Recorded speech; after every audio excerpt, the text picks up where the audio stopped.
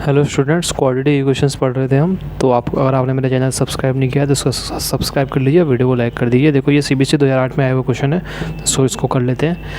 2 water taps together can fill the tank in 9 3/8 hours. 2 water taps एक tank को 9 3/8 hours में भर सकते हैं। मतलब 9 3/8 का मतलब क्या है यहाँ पे? 9 3/8 का मतलब क्या है? मैंने आपको बताया था ना कि 9 + 3/8 हो जाएगा। ठीक है, इसका मतलब ये होता है। ठीक है, कोई भी चीज़ मिक्स फ्रैक्शन में लिखे हो 2 2/3 5 7/3, इनका मतलब क्या होता है? 2 + 2/3 लिखा हुआ है, इसका मतलब क्या है? 5 + 7/3 लिखा हुआ है। ठीक है, तो इसको कैसे कर लेंगे? 8 9 या 72, या फिर ऐसे कर लो, इसके नीचे 8 लेके आना है तो नीचे 8 लेके आ गया, ऊपर 8 से मल्टीप्लाई कर दिया, 72 हो गया + 3/8। ठीक है, या फिर मैंने एक तरीका बताया शॉर्ट ट्रिक, 8 को सीधा 9 से मल्टीप्लाई कर लिया तो कितना हो गया? 72 और +3 और नीचे 8। ठीक है, दोनों तरीके से सेम ही आंसर आएगा 75/8। तो हमारा आवर्स कितने? पहले तो ये रफ में निकालेंगे 75/8 आवर्स। ठीक है, तो दो वाटर टैप्स मतलब नल। ठीक है, टुगेदर एक साथ भर सकते हैं। Can fill a tank, fill मतलब भरना, एक टैंक को भर सकते हैं 9 3/8 आवर्स में। ठीक है, the tap of larger diameter. अब जो हमारा नल है जिसका डायमीटर लार्जर है, मतलब जिसका डायमीटर बड़ा है। डायमीटर का मतलब क्या होता है? मतलब इसकी चौड़ाई ज़्यादा है, समझ लो। जैसे नल हमारा होता है, ठीक है, वो गोल है। ठीक है ना, तो 2 नल है, एक छोटा, एक की गोलाई कम है, 2 नल है, एक की गोलाई ज़्यादा है और एक की गोलाई कम है। ठीक है, इस तरीके से समझ लो। तो डायमीटर किसका ज़्यादा हो गया? इसका ज़्यादा हो गया। ठीक है, ये मतलब 2 नल है हमारे, इस तरीके से बनाया मैंने। अगर आप वैसे देखेंगे नीचे से तो ऐसे दो गोले में देखेंगे, ये 2 नल है हमारे। ठीक है, 2 नल का मुंह है ये। ठीक है ना, तो एक का मुंह ज़्यादा बड़ा है, तो ये डायमीटर क्या होता है? जो सेंटर से जो लाइन निकलती है ये, और ये क्या है? एक का छोटा है।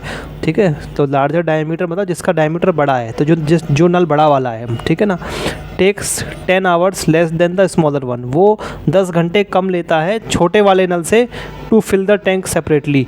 छोटे वाले नल से टाइम कम लेता है टैंक भरने के लिए सेपरेटली, अलग अलग। मतलब दोनों नल अगर अलग अलग टैंक भरें, मतलब सेम ही टैंक को अलग अलग बार भरा जाए दोनों नलों से। ठीक है, कि ये हमारा एक टैंक है।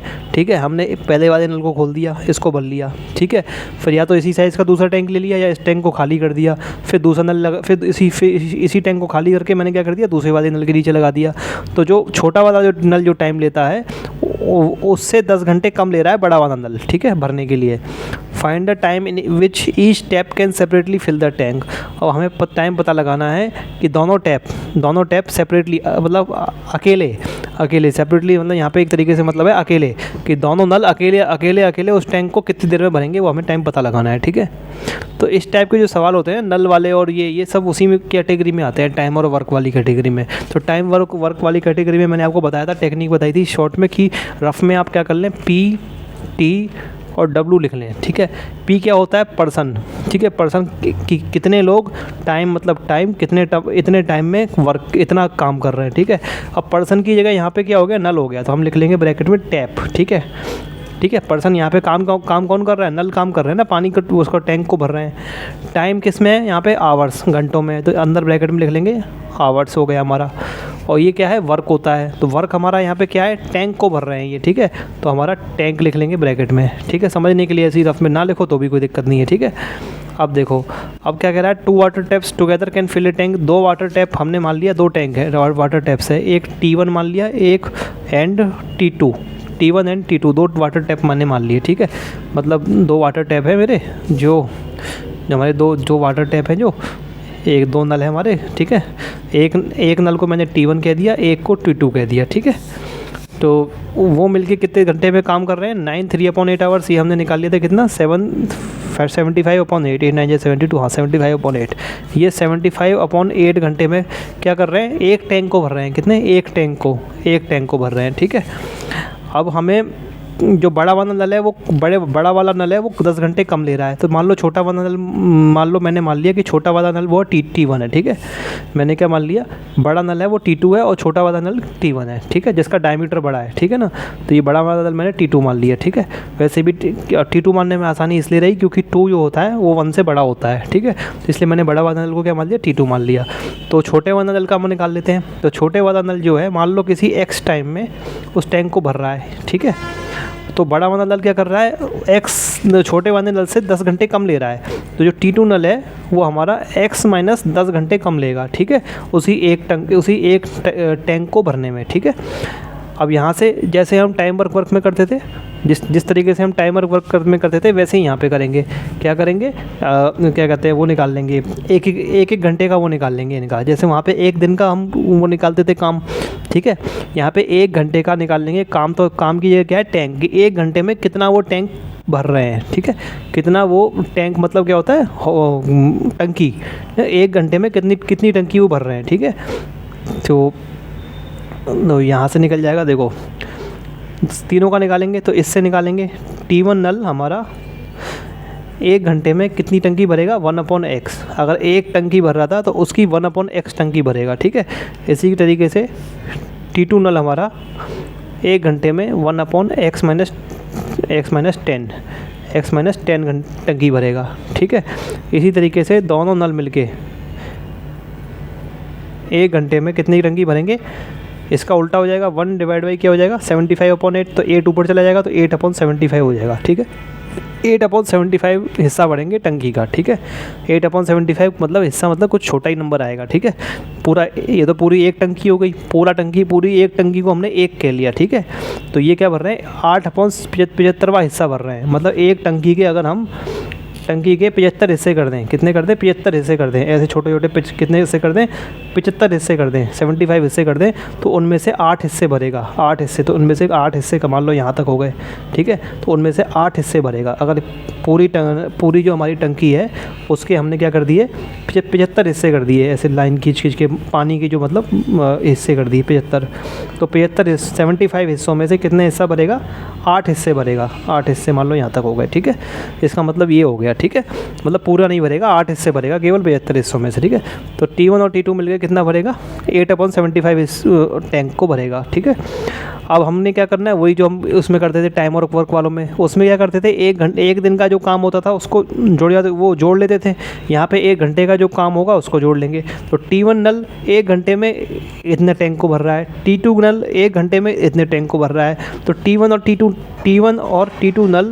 T1 और T2 नल 1 घंटे में दोनों मिलके कितने टैंक को भरेंगे, 1/x और 1/x माइनस 10 को जोड़ देंगे, 1/x प्लस 1/x माइनस 10, ठीक है। तो क्या आ जाएगा, 1/x प्लस 1/x माइनस 10, ठीक है। और ये हमारा किसके बराबर हो जाएगा, ये हमें पता लग ही गया है कि T1 और T2 नल दोनों मिलके 1 घंटे में 8/75 नल उसको टैंक को भर रहे हैं।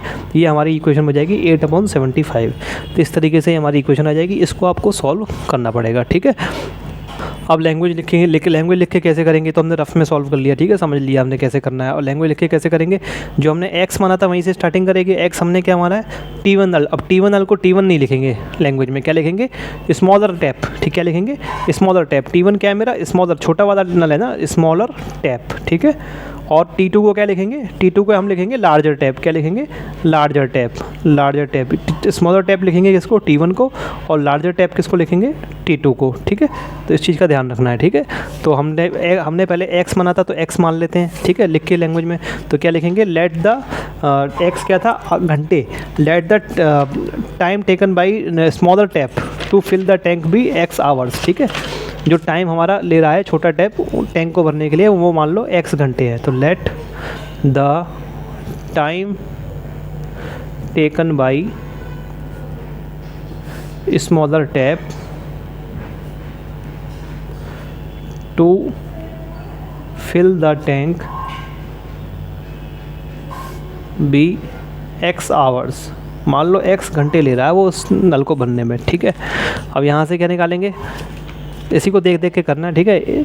हमने ये मान लिया x, अब क्या निकाल लेते हैं, 1 घंटे का निकाल लेते हैं, कितना टैंक भरेगा, 1 घंटे में कितना टैंक भरेगा। तो tank filled in 1 hour by the smaller tap, ठीक है, tank filled in 1 hour, by नहीं, in 1 hour by smaller tap. ये कितना हो जाएगा, 1 घंटे में कितना बढ़ेगा, 1/x, ठीक है। अब टैंक के आगे चाहो तो पार्ट ऑफ टैंक भी लिख सकते हो, वो ज़्यादा अच्छा रहेगा, कितना, पार्ट ऑफ टैंक, टैंक का हिस्सा, ठीक है, 1/x हिस्से को भर देगा, ठीक है ना, पार्ट ऑफ टैंक, ठीक है ना, पार्ट ऑफ टैंक लिखना ज़्यादा अच्छा रहेगा, ठीक है। तो और खाली टैंक भी लिख देंगे तो गलत तो कोई नहीं करेगा, लेकिन पार्ट ऑफ टैंक ज़्यादा अच्छा रहेगा, ठीक है। अब क्या है, अब हमने क्या माना, x माइनस 10 घंटे में वो भरेगा T2, ठीक है। x में भर रहा है क्योंकि 10 घंटे कम ले रहा है, ठीक है। तो लिख देंगे time taken by small larger tap, time taken by larger tap to fill the tank. ये कितना हो जाएगा, x माइनस 10 आवर्स, ठीक है। ये लार्जर टैप इतना टाइम ले रहा है। अब क्या करना है, इसी 1 घंटे में कितना ये टैंक का हिस्सा भरेगा, तो लिख देंगे part of tank filled in 1 hour by the larger tap. The लगाना चाहो लगाओ, कोई दिक्कत नहीं है, बाय द लार्जर टैप। ये हमारा कितना 1/x माइनस 10 पार्ट भर लेगा, ठीक है। अब T1 और T2 तो छोटा, यानी T1 और T2 यानी कि छोटा और बड़ा नल दोनों मिलके एक टैंक को 75/8 आवर्स में भर रहे हैं, ठीक है। तो इस लैंग्वेज को लिख लेंगे, ये तो हमको गिवन है वैसे भी, ठीक है ना। तो गिवन क्या है, टाइम टेकन बाई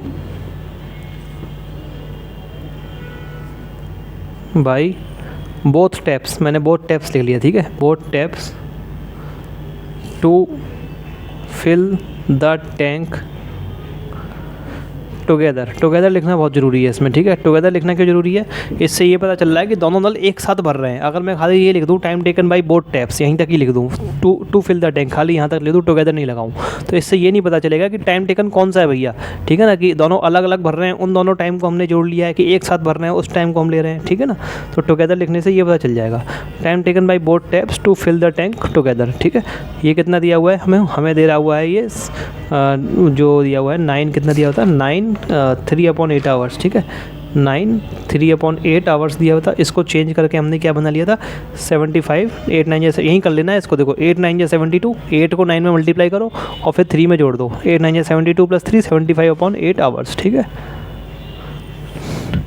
तो ये हमारा ये निकल के आ गया। अब 1 घंटे का टाइम निकाल लेंगे, ठीक है। किसका, देखो इसको देख देख के कर रहा हूँ मैं सब, ठीक है ना। 1 घंटे का वो निकाल लेंगे कितना टैंक का पार्ट भरा उनने, ठीक है। तो पार्ट ऑफ टैंक,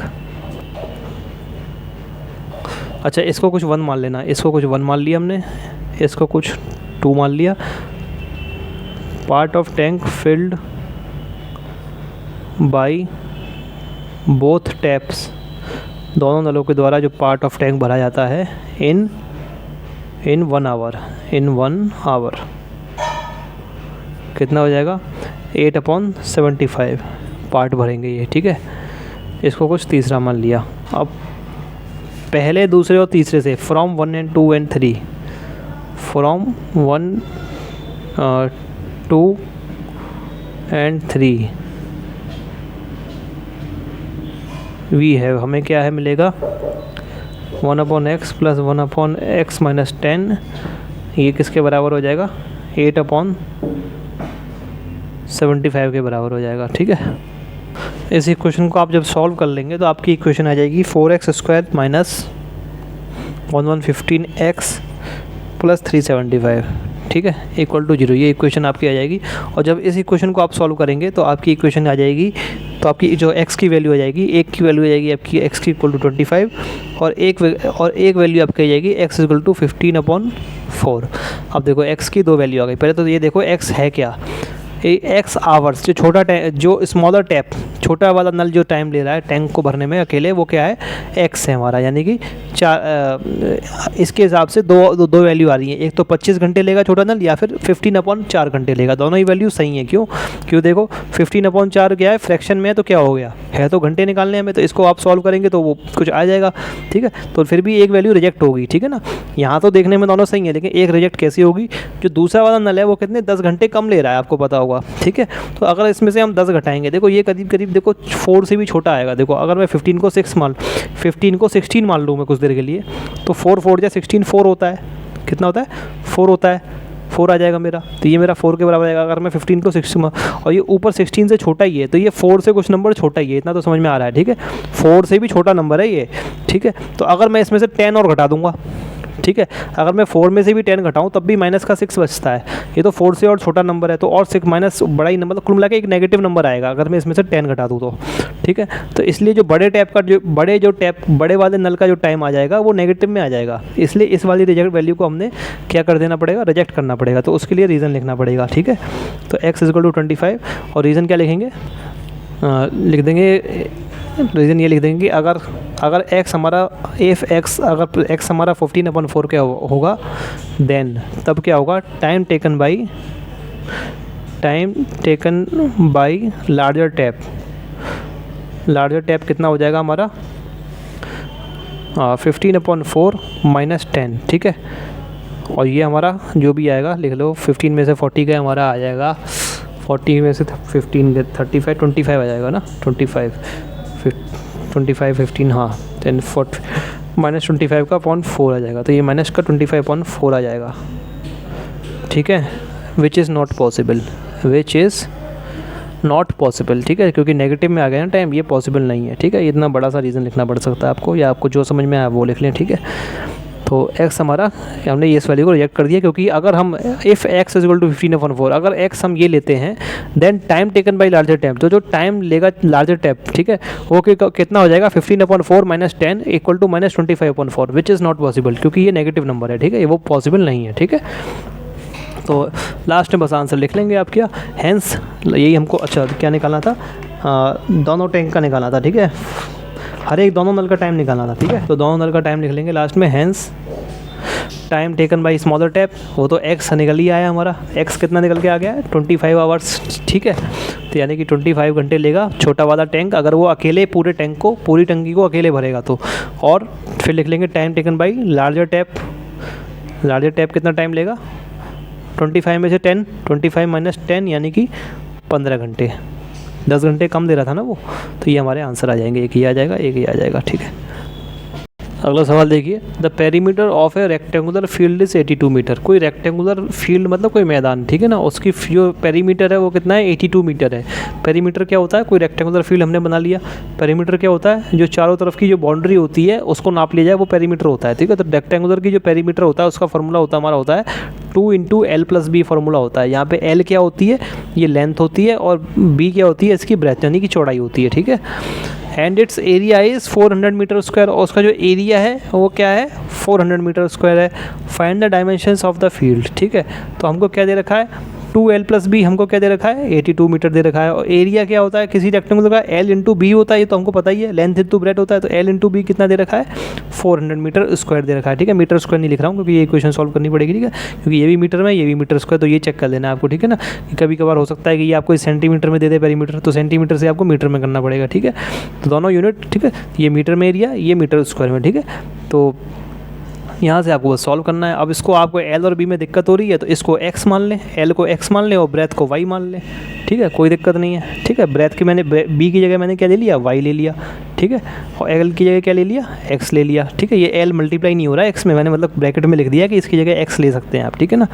तो अब आपको बस ये लिख लेना है, ये आपने रफ में डायग्राम बना के देख लिया, बस आपको लिख देना है। चाहो तो इस डायग्राम को आप यहाँ बना लें, लेकिन जब आप यहाँ बनाएंगे तो जो आप मान रहे हैं वही बनाएंगे, ठीक है। तो आप क्या मान रहे हैं, हम क्या मान रहे हैं, x मान रहे हैं इसको, लेंथ को, ठीक है, और इसको क्या मान रहे हैं, ब्रेथ को क्या मान रहे हैं, y मान रहे हैं, ठीक है।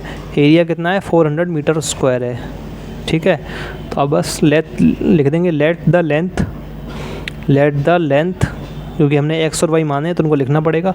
Late the length of the rectangle be, let the L length of the rectangular field, of the rectangular field है, ये रेक्टेंगल नहीं है, क्या है, रेक्टेंगुलर फील्ड, ठीक है। फील्ड बी कितना है, x मीटर्स, ठीक है। And breadth be y metres, ठीक है। अब क्या दे रखा है, पेरीमीटर में दे रखा है, तो लिख देंगे गिवन कितना, पेरीमीटर कितना दे रखा हमें, 82 मीटर, यानी कि पेरीमीटर हमारा क्या होता है 2। अब L + B की जगह क्या लिख लेंगे, x + y, equal to 82 metre. यहाँ से आप y की वैल्यू x की टर्म में निकाल लीजिए, ठीक है ना, तो उससे x में बन जाएगी आगे जाके इक्वेशन। तो 2x plus 2y equal to 82, अरे यार गलत कर दिया, ये 2 को उधर पहुँचा देते हैं, तो x प्लस वाई मेरा कितना हो जाएगा, 82 2 से डिवाइड हो जाएगा ना, 2 4 जाए तो 41 हो जाएगा। यहाँ से y की वैल्यू मेरी आ जाएगी 41 माइनस x, इसको मैंने कुछ पहला मान लिया, पहले इक्वेशन, ठीक है। और क्या दिया हुआ है, गिवन एरिया कितना है मेरा 400 मीटर स्क्वायर, यानी कि x इंटू वाई कितना है 400, ठीक है, मीटर स्क्वायर नहीं लिखा, ठीक है। तो अब इसको सॉल्व करेंगे आगे। y की जगह क्या रख लिया 41 माइनस x रख लिया, ठीक है। कहाँ से रखा, फ्रॉम 1, पहले इक्वेशन से रख लिया। ये आपकी सॉल्व करके एक इक्वेशन बन जाएगी, एक्स स्क्वायर, और मतलब क्वाड्रेटिक इक्वेशन बन जाएगी आपकी, ठीक है।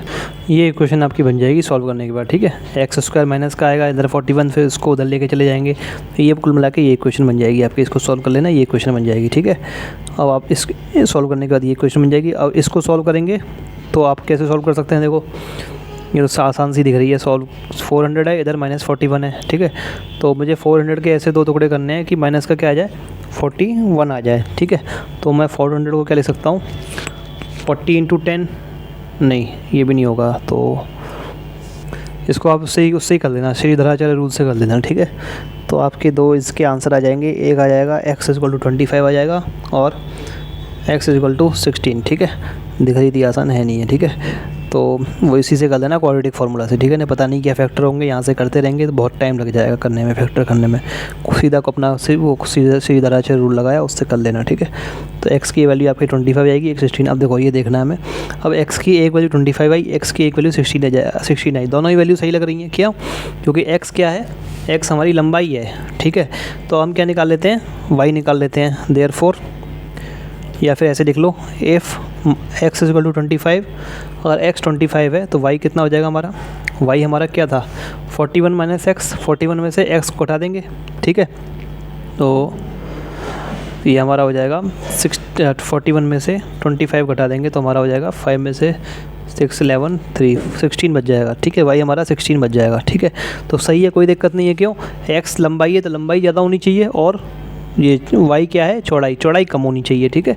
तो लंबाई ज़्यादा है, ये चौड़ाई। लेकिन अगर हम x को क्या ले लेंगे, अगर x को हम 16 ले लेते हैं तो y मेरा कितना आ जाएगा 41 में से, अब मैं 16 घटाऊंगा तो 16 घटाऊंगा तो 25 बचेगा। ये अब गड़बड़ हो जाएगी, क्या गड़बड़ हो जाएगी, लंबाई छोटी आ गई और चौड़ाई बड़ी आ गई, ठीक है। तो लंबाई क्या है, छोटी आ गई और चौड़ाई बड़ी आ गई, तो ये नहीं हो सकता, ठीक है। विच इज़ नॉट पॉसिबल, ठीक है, ये पॉसिबल नहीं है। क्यों पॉसिबल नहीं है, चाहो तो लिख देना बिकॉज, या ना लिखो तो भी कोई दिक्कत नहीं है, because x is greater than y, x क्या है y से बड़ा है, ठीक है।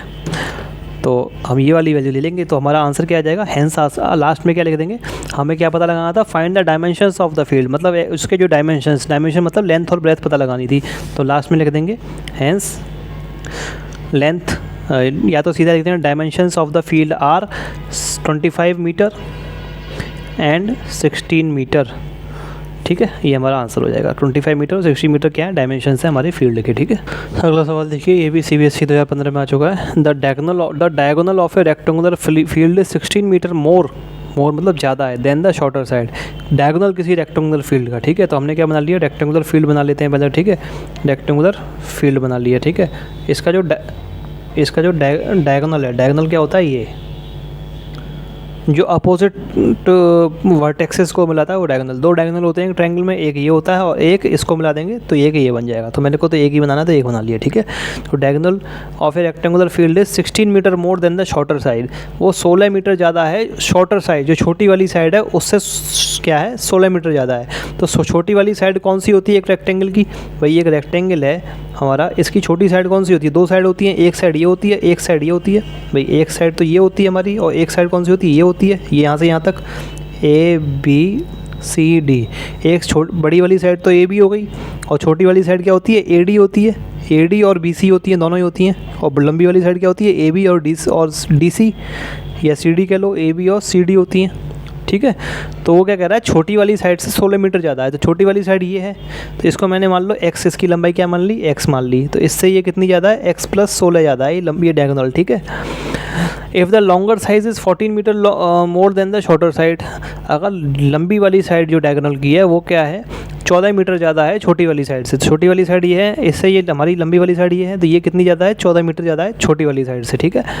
Then find the length of the side of the field, तो आपको जो साइड्स हैं फील्ड की, साइड मतलब ये, इनकी लंबाइयाँ पता लगाई हैं, इसका मतलब हमको लेंथ और ब्रेथ पता लगानी है, मतलब हमको x + 14 ये और x पता लगाना है, तो x पता लग जाएगा तो x + 14 भी पता लग जाएगा अपने आप, ठीक है।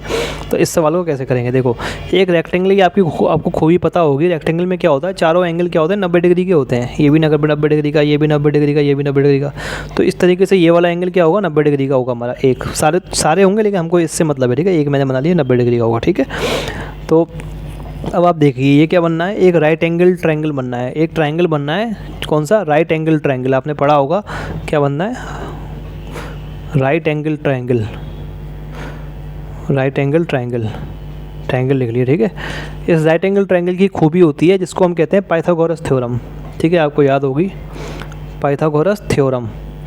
पाइथागोरस थ्योरम क्या कहती है कि अगर किसी राइट एंगल ट्रायंगल हमने कोई राइट एंगल ट्रायंगल बना दिया, उसमें ये, ठीक है, इसमें इस सामने वाली साइड मान लो इसको कहते हैं हाइपोटेन्यूस, h कह लिया, इसको कह लिया हमने क्या, इसको कह दिया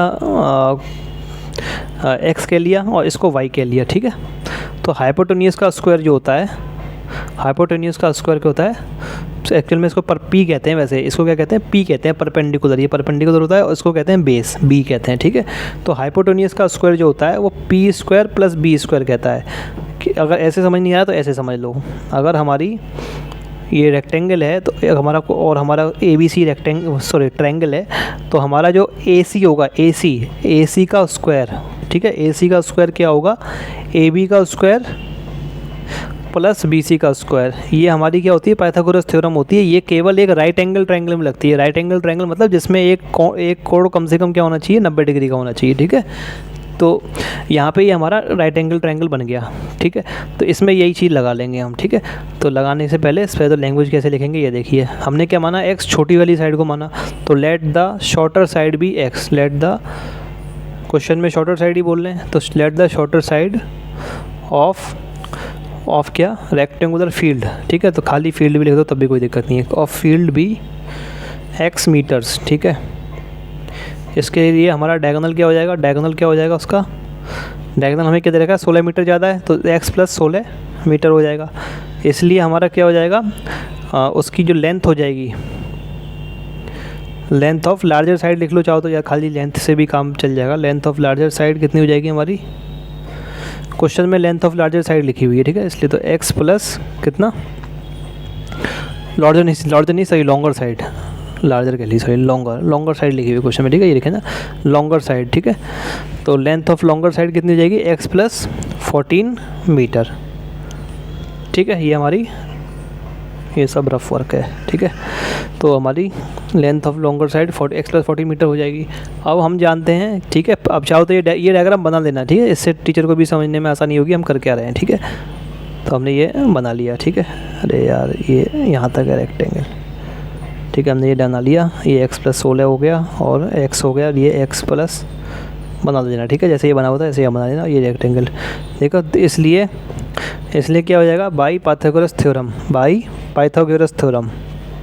ये लिखना पड़ेगा आपको, बाई पाइथागोरस, PYTHAGORAS,